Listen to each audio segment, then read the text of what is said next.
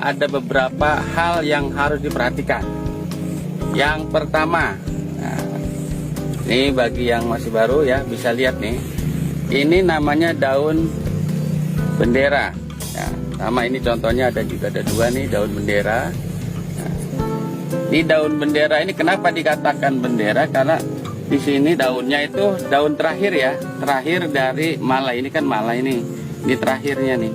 Ini namanya daun bendera. Dia bisa tegak lurus.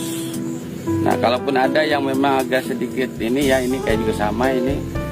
Ya, yang terpenting dari proses pengisian ini kondisi daun bendera harus benar-benar sehat, mulus, tanpa cacat ya. Ya, paling tidak ini posisinya tegak, terus juga ada yang seperti ini nggak masalah. Yang penting daun ini jangan sampai rusak, harus benar-benar sehat.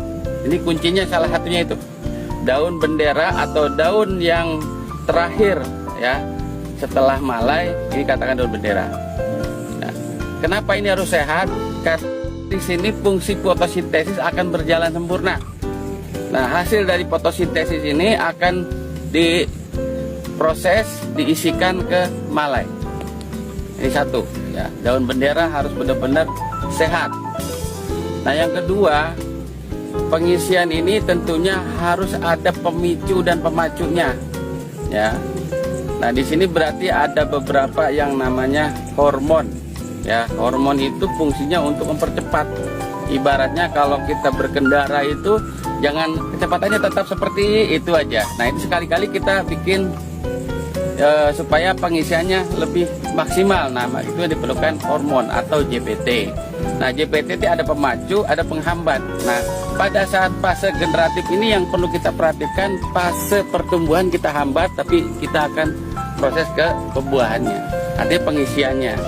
Nah, biasanya ya dari beberapa bahan aktif yang dipakai untuk menghambat ada paklobuterajol biasanya. Ada yang bersifat alami, ada yang bersifat, artinya alami itu organik, ada yang memang sintetis. Nah, terus yang berikutnya, untuk memacu proses pengisian ini lebih maksimal, tentunya tidak ada lain yaitu pemupukannya bisa maksimal ya.